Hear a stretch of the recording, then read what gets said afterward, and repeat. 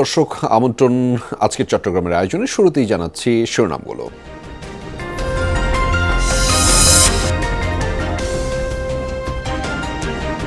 চট্টগ্রামে জ্বালানি তেল সংকটে ভোগান্তি বাড়ছে, বিভিন্ন পাম্পে গ্রাহকদের অধীর অপেক্ষা, চাহিদা মতো সরবরাহ না পাওয়ায় ক্ষোভ।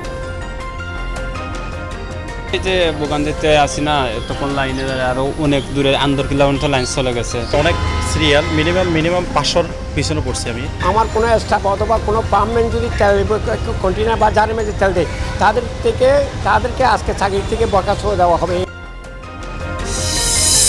বন্দরনগরীতে 7 বছরেও চালু হয়নি সল্ট গোলা শপিং মল, বিনিয়োগ করে বিপাকে ব্যবসায়ীরা, সম্ভাব্যতা যাচাই ছাড়াই নির্মাণ বলছে খোদ সিডিএ।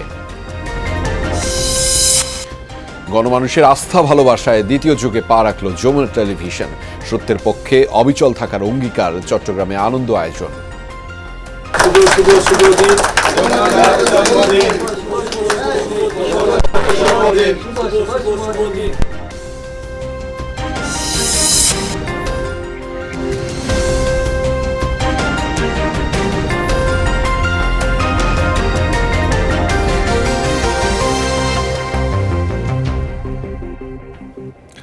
দর্শক এতক্ষণ শিরোনাম দেখছিলেন, আপনাদের সাথে আছি আমি আহমেদ রেজা।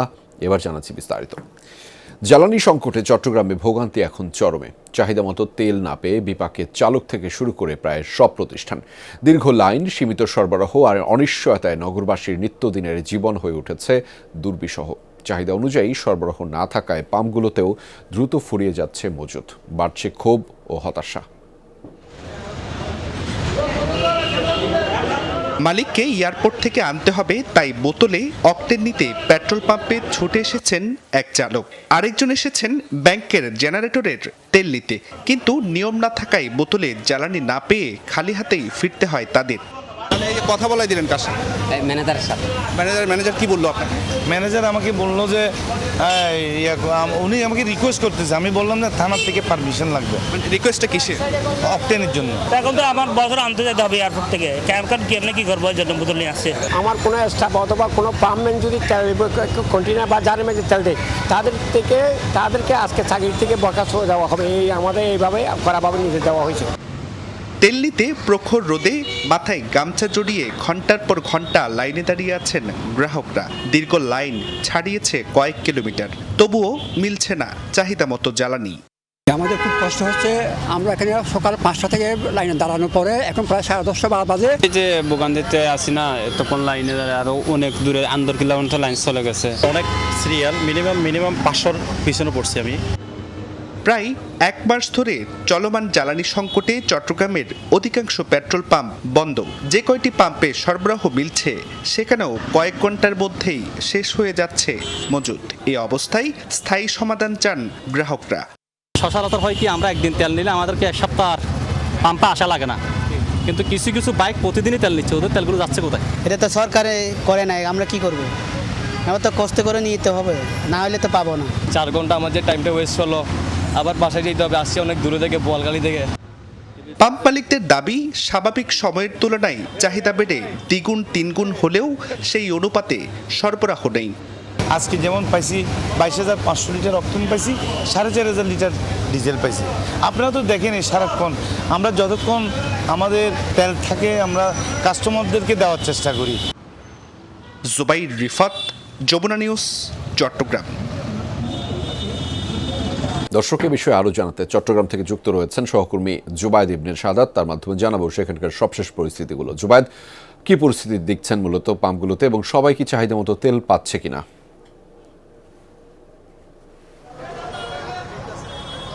রেজা, চাহিদা মতো তেল পাচ্ছেন না। রেশনিং পদ্ধতিতেও এখন পর্যন্ত তেল দেওয়া হচ্ছে, যেটা বিগত কয়েকদিন ধরে আমরা বলে আসছি। তবে সবাইকে তেল দেওয়ার চেষ্টাটা প্রত্যেকটা পাম্পে আমরা দেখতে পাচ্ছি, যদিও বা যারা এখানে তেল নিতে আসছেন, বাইকের চালক থেকে শুরু করে কার চালক, সবাই বলছেন তাদের যে চাহিদা সেই অনুযায়ী তারা তেল পাচ্ছেন না। তবে এই জায়গায় শুধু যে অক্টেনের জন্য এসেছেন এমনটা নয়, এখানে আমরা ডিজেলের জন্য মানুষজনকে দেখেছি, তারা আসছেন, বা যে গাড়িগুলো আছে লরি, কাভার্ড ভ্যান, সেগুলো দীর্ঘ সারি আমরা দেখতে পাচ্ছি। আজকে একটি তথ্য জানিয়ে রাখি যে 34,000 মেট্রিক টন ডিজেল নিয়ে চট্টগ্রাম বন্দরের ডলফিন জেটিতে আজকেও কিন্তু একটি জাহাজ এসছে মালয়েশিয়া থেকে, যেটি চীনের পতাকাবাহী জাহাজ, এবং সেই ডিজেলটি খালাসের প্রক্রিয়াও ইতিমধ্যে শুরু হয়েছে। এভাবে দেশের বাইরে থেকে জ্বালানি তেল আসতে শুরু করেছে বা আসছে। তবে বিভিন্ন জায়গায় আমরা এটাও দেখছি যে জ্বালানি তেল নিয়ে কারসাজির একটা পায়তারা অনেকেই করছেন, যে কেউ সেগুলো পাচারের জন্য চেষ্টা করছেন, কেউ মজুত করছেন, যেগুলো আমরা বিগত সময়ে বিভিন্নভাবে অভিযান পরিচালনার মাধ্যমে দেখতে পাচ্ছি সেগুলো জনসম্মুখে আনা হচ্ছে বা সরকারের পক্ষ থেকে খুবই কড়াকড়ি করার চেষ্টা করা হচ্ছে। তবে তারপরও সাধারণ মানুষের চাহিদা যেটা, যে তাদের যে কাঙ্ক্ষিত জ্বালানি দীর্ঘ সময়ে লাইনে দাঁড়িয়ে নিতে হচ্ছে, সেটা যাতে কোনোভাবে দুর্ভোগটা কমানো যায় এমন কথা তারা বলছেন। পাশাপাশি তারা বলছেন সরকারের এই প্রচেষ্টা এবং এই তদারকি আরও জোরদার করলে এই সমস্যা থেকে হয়তো তারা আরও পরিত্রাণ পাবে। রেজা, নিশ্চয়ই শাহাদাত শুনছিলাম আপনার মাধ্যমে এবং জানাচ্ছিলাম দর্শকদের আমাদের সাথে যুক্ত হওয়ার জন্য আপনাকে ধন্যবাদ। চট্টগ্রামে অর্ধশত কোটি টাকায় নির্মিত একটি মার্কেট পরিত্যক্ত অবস্থায় আছে 7 বছর ধরে। অপরিকল্পিত উদ্যোগ আর অপচয়ের আরেক দৃষ্টান্ত। এই মার্কেটে দোকান কিনে বিনিয়োগ করা ব্যবসায়ীরা পড়েছেন বিপাকে। সম্ভাব্যতা যাচাই ছাড়াই এটি নির্মিত হয়েছে বলছে স্বয়ং চট্টগ্রাম উন্নয়ন কর্তৃপক্ষ সিডিএ।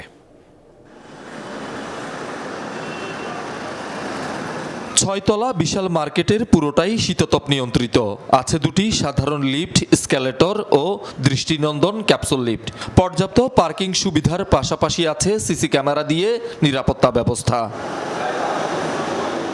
আধুনিক সব সুযোগ সুবিধাই আছে সিডিএ সল্টগোলা শপিং কমপ্লেক্সে। নেই কেবল ক্রেতা বিক্রেতার কোলাহল। 2019 সালে নির্মাণ শেষের 7 বছর পরও চালু হয়নি মার্কেটটি।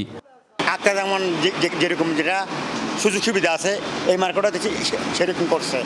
এসি লাগাইছে, সব কিছু লিফট লাগে, ক্যাপসুল লিফট। আমরা এখানে 6 জন ডিউটি, নাইটে 3 জন, দিনে 3 জন।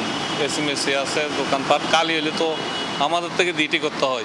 দোকানদার সব 12 দিবস রেডি রাখছে, সাইনবোর্ড লাগা রাখছে, কাগজ লাগা রাখছে, এরকম বিক্রি করবে। ব্যবসায়ীদের অভিযোগ 2014 সালে শুরু হয় দোকান বিক্রি। মোট 181টি দোকানের মধ্যে শতাধিক বিক্রি হয়, কিছু এখনো অবিকৃত। এত বছরেও চালু না হওয়ার জন্য সিডিএর কিছু অসাধু কর্মকর্তাদের সৃষ্ট জটিলতাকে দুষছেন ব্যবসায়ীরা। সবাই এখানে ক্ষতিগ্রস্ত হচ্ছে, সাথে সাথে সিডিও অনেক ক্ষতিগ্রস্ত হচ্ছে, কারণ এখানে সিডিএর বিশাল একটা খরচ আছে, বিদ্যুৎ বিল যাচ্ছে, তাদের সিকিউরিটি আছে এখানে, আর তাদের ইনভেস্টমেন্টও আছে। সিডিএর অসাধু কিছু কর্মকর্তা এবং তাদের অবহেলার কারণে আমরা এই মার্কেটটা চালু করতে পারছি না। এই মার্কেটটা যদি চালু হয়, এখানে 182টা দোকান, তার মধ্যে মাত্র 82টা সেল করছে। আমরা যদি মার্কেটটা চালু করতে পারতাম, প্রতি দোকান থেকে যদি 4-5 জন করে কর্মচারী হলে এখানে 1000 লোকের কর্মসংস্থানের ব্যবস্থা করা যেত। এক যুগও আমরা এখানের ব্যবসায়ীরা যারা বিনিয়োগ করছে, যারা দোকান মালিক, তারা কোনো সুফল পাচ্ছি না। সরকার এখানে একটা বিশাল অঙ্ক রেভিনিউ থেকে বঞ্চিত হচ্ছে। স্বয়ং সিডিএ চেয়ারম্যানই বলছেন যথাযথ সম্ভাব্যতা যাচাই ছাড়াই গৃহীত এই প্রকল্প এখন সংস্থার জন্য বোঝা। মার্কেটগুলি করার সময় যে আমার মনে হয় আরেকটু যদি ভালোভাবে ফিজিবিলিটি স্টাডি করা হতো, তাহলে আজকে আমরা এই অবস্থার মধ্যে পড়তাম না। আপনি শুধু একটা মার্কেট করবেন তা নয়, এই মার্কেটটা কীভাবে পরিচালনা করবেন, মার্কেটে ব্যবসা কীভাবে জমজমাট হবে, তারও একটি পরিকল্পনা থাকা উচিত ছিল। মার্কেটটির 20 তলা ফাউন্ডেশন, 6 তলা পর্যন্ত নির্মাণ শেষ। খরচ হয়েছে প্রায় 50 কোটি টাকা। জনস্বার্থের চেয়ে রাজনৈতিক প্রভাব আর স্বার্থসিদ্ধির জন্যই এসব প্রকল্প নেওয়া হয় বলছেন বিশিষ্টজনরা। ফিজিবিলিটি স্টাডি করা এখানে হয় না, এখানে মূল লক্ষ্য থাকে কোন প্রজেক্ট থেকে আমি কত ভাগ পাবো, কত আত্মসাৎ করতে পারবো। তার কারণে সমস্ত প্রজেক্টগুলো সঠিক লক্ষ্যে, উদ্দেশ্যে এবং জনকল্যাণে এটা সুফল বয়ে আনে না। শহীদুল সুমন, যমুনা নিউজ, চট্টগ্রাম। কক্সবাজারের মহেশখালী ও রামুতে ভার্চুয়ালি টিকাদান কর্মসূচি উদ্বোধন করেন স্বরাষ্ট্রমন্ত্রী সালাউদ্দিন আহমদ। সকাল 11টায় জেলা প্রশাসকের কার্যালয়ে স্বরাষ্ট্রমন্ত্রী সালাউদ্দিন আহমদ ঢাকা থেকে ভার্চুয়ালি আনুষ্ঠানিকভাবে টিকাদান কর্মসূচি উদ্বোধন করেন। টিকাদান কর্মসূচি যথাযথভাবে সম্পন্ন করতে সংশ্লিষ্টদের প্রতি আহ্বান জানান তিনি বলেন, প্রাথমিকভাবে সারা দেশের 18টি জেলার 30 উপজেলায় এই টিকাদান কর্মসূচি শুরু করা হয়েছে। পর্যায়ক্রমে এটি সকল জেলায় টিকা দেওয়া হবে। তিনি আরও বলেন, সরকার 2026 সালের মধ্যে হামের প্রাদুর্ভাব সম্পূর্ণরূপে নিয়ন্ত্রণে আনতে এবং হামজনিত শিশুর মৃত্যু শূন্য কোটায় নামিয়ে আনতে বদ্ধপরিকর। কক্সবাজারে গতকাল একই দিনে হামে সংক্রমিত হয়ে নতুন ভর্তি হয়েছে 25 জন।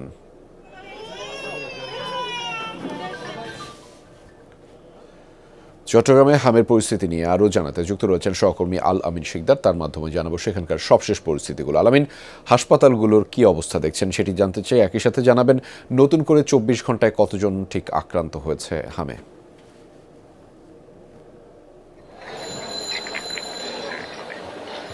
রেজা, হাসপাতালগুলোতে আলাদা ইউনিট রাখা হয়েছে হামের, এবং সেই বিশেষ ইউনিটে হামের উপসর্গ নিয়ে এবং শ্বাসকষ্টে ভোগা যে শিশুরা রয়েছে তাদেরকেই কিন্তু অগ্রাধিকার ভিত্তিতে আমরা দেখছি সেখানে ভর্তি করা হচ্ছে এবং চিকিৎসা সেবা দেওয়া হচ্ছে।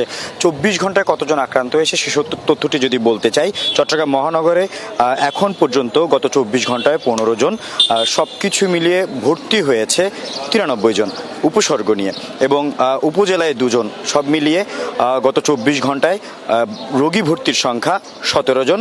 এখন পর্যন্ত সর্বমোট রোগী ভর্তির সংখ্যা 95 জন, এবং গত 24 ঘন্টায় এই রোগের উপসর্গ নিয়ে একটি শিশু মারা গেছে চট্টগ্রাম মেডিকেল কলেজ হাসপাতালে। আমরা এই বিষয়ে চিকিৎসকদের সাথে কথা বলেছি, তারা বলছেন যে হামের যে টিকা, সেই টিকাটি যখনই দেওয়া শুরু হয়েছে সেই সাথে যেন অভিভাবকরা খুব গুরুত্ব দিয়ে যেন সেই টিকাটা দিয়ে দেয় শিশুকে, এবং পাশাপাশি যারা উপসর্গ নিয়ে আক্রান্ত অবস্থায় মনে হচ্ছে তাদেরকে আইসোলেশনে রাখতে হবে, পাশাপাশি চিকিৎসকের পরামর্শের মধ্যে রাখতে হবে, তরল জাতীয় খাবার খাওয়াতে হবে। যদি তার কোনোভাবেই শ্বাসকষ্ট বেড়ে যায় এবং জ্বরটা বেড়ে যায়, সেক্ষেত্রে নিকটস্থ হাসপাতালে নিয়ে গিয়ে এবং শিশু রোগ বিশেষজ্ঞ চিকিৎসকের সাথে পরামর্শ করে পরবর্তী যে স্বাস্থ্য চিকিৎসা সেবা সেটা নেওয়ার জন্য জোর দেওয়া হয়েছে। রেজা, সেই খবরের বিস্তারিত আপনার মাধ্যমে জানছিলাম। ধন্যবাদ আলামিন শিকদার আমাদের সাথে যুক্ত হওয়ার জন্য। রাঙামাটির কাপ্তাইয়ে ভয়াবহ দূষণের কবলে কর্ণফুলী নদী। বাজার ও হাসপাতালে বর্জ্য সরাসরি গিয়ে পড়ছে এই নদীতে। আশপাশের এলাকায়ও ছড়িয়ে পড়ায় দুর্গন্ধে জনজীবন অতিষ্ঠ।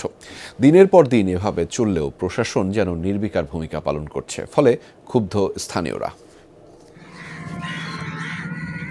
রাঙামাটির কাপ্তাই অংশে কর্ণফুলী নদীতে এভাবেই প্রতিদিন অবাধে ফেলা হচ্ছে বিপুল পরিমাণ বর্জ্য। স্থানীয়দের অভিযোগ, কাপ্তাই, চন্দ্রঘোনা এবং রাঙ্গুনিয়া উপজেলার দোভাষী বাজার সহ আশপাশের বিভিন্ন বাজারের ময়লা আবর্জনা সরাসরি গিয়ে পড়ছে নদীতে। এমনকি নদীর তীর ঘেঁষে গড়ে ওঠা একাধিক হাসপাতাল ও ডায়াগনস্টিক সেন্টারের মেডিকেল বর্জ্য এবং বাসাবাড়ির আবর্জনা ফেলা হচ্ছে নিয়মিত। কর্ণফুলী এই আপনার মানুষের আবর্জনা, ময়লা আবর্জনা, দোকানের বর্জ্য, মানুষের ঘরবাড়ির বর্জ্য, ল্যাবরেটরি যেগুলো আছে, এখানে যে ময়লা আবর্জনা যেগুলো আছে, যে মানে কেমিক্যাল জাতীয় যেগুলো আছে, সুই, সিরিজ, সবগুলো এখানে। আমাদের এই কর্ণফুলী যা দূষণ হচ্ছে মানে বলার বাইরে, একে পথচারীরা নাক ধরে হাঁটতে হয় এদিকে। বর্জ্যের কারণে নদীর পানি দূষণই শুধু নয়, কমছে মাছের পরিমাণ, জীববৈচিত্র্য এবং স্থানীয় জনজীবনও হুমকির মুখে। বর্জ্যের দুর্গন্ধে আশপাশের বাসিন্দারা ভোগান্তিতে। লেগে আছে রোগবালাই।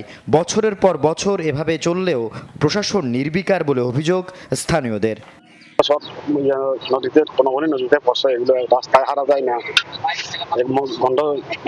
মাছের তো সঙ্গ তো নাই, এখানে তো মনে করেন মাছ পাওয়া যায় না, সারাদিন মাছ পাই না, মাছের কোনো সঙ্গ দেখা যায় না। সমগ্র দোকানদাররা গন্ধের জন্য থাকতে পারছে না, এবং আমাদের এই পরিবেশ, খালের পানির পরিবেশও দূষিত হচ্ছে। তদন্ত করে ব্যবস্থা গ্রহণের আশ্বাস দেন ইউএনও।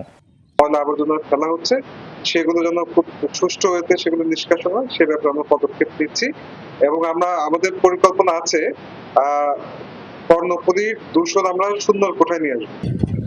যে কর্ণফুলীর উপর নির্ভর করে গড়ে উঠেছে মৎস্য সম্পদ, কৃষি এবং বহু মানুষের জীবিকা, সেই নদী রক্ষায় দ্রুত পদক্ষেপ গ্রহণের তাগিদ পরিবেশবিদদের। আল আমিন শিকদার, যমুনা নিউজ। অগণিত মানুষের ভালোবাসায় এক যুগ পার করে 13 বছরে পা রাখল যমুনা টেলিভিশন। যুগপূর্তি উপলক্ষে চট্টগ্রাম সেন্টারে বসে মিলন মেলা। দিনভর ঢল নামে সর্বস্তরের মানুষের। বর্ষপূর্তির এই দিনে যমুনা টেলিভিশন পরিবারকে শুভেচ্ছা জানান চট্টগ্রামের জনপ্রতিনিধি, রাজনীতিবিদ, ব্যবসায়ী, পেশাজীবী সহ সব শ্রেণী পেশার মানুষ।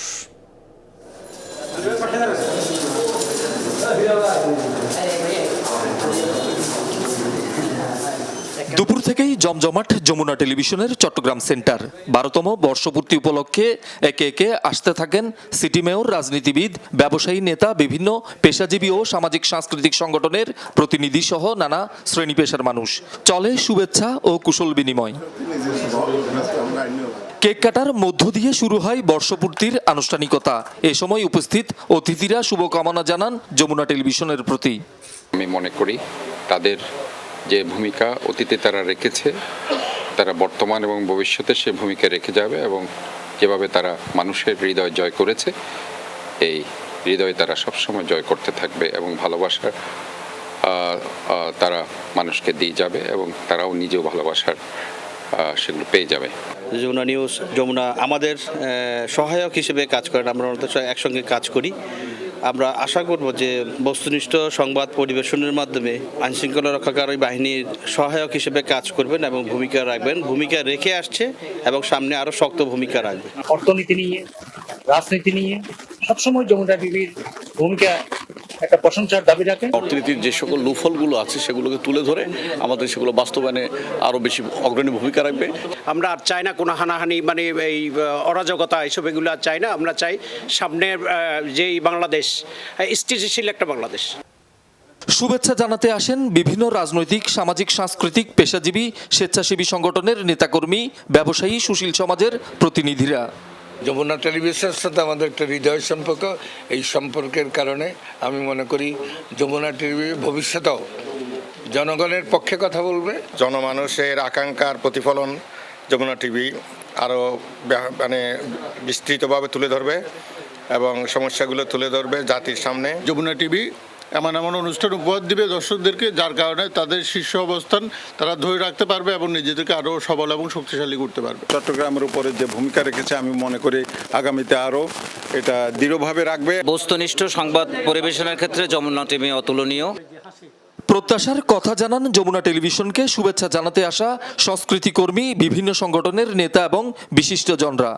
গণমাধ্যমের যে ভূমিকা, সেই ভূমিকায় যমুনা টিভি অগ্রণী ভূমিকা পালন করবে সে প্রত্যাশা ব্যক্ত করে আমি যমুনা টিভির উজ্জ্বল ভবিষ্যৎ কামনা করে। যমুনা টিভি পরিবার সবসময় আমাদের বিশেষ করে রেস্টুরেন্ট বিজনেস এবং পর্যটন বিজনেসের সাথে আলাদা একটা ভূমিকা পালন করে। ঠিক যেই সময়টায় গণমাধ্যমের উপর মানুষের আস্থার জায়গাটা নষ্ট হয়ে গেছিল, ঠিক ওই সময়টায় যমুনা কিন্তু মানুষের আস্থার জায়গাটা নিয়েছে। আমি একজন রিকশাওয়ালা হা করে তাকিয়েছে, যমুনা টিভি লোগোটা দেওয়ালে আছে।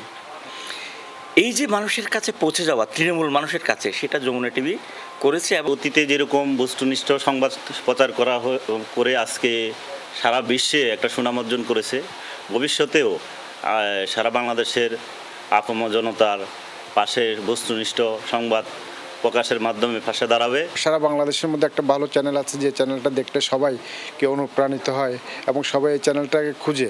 জুলাই গণঅভ্যুত্থানে যমুনা টিভির যে ভূমিকাটা ছিল, আমি মনে করি নিরপেক্ষভাবে এভাবে প্রত্যেকটা মিডিয়া থাকা উচিত। যমুনা টেলিভিশনের অগ্রযাত্রা কামনা করে দিনভর শুভেচ্ছা জানাই সর্বস্তরের মানুষ। শহীদুল সুমন, যমুনা নিউজ, চট্টগ্রাম।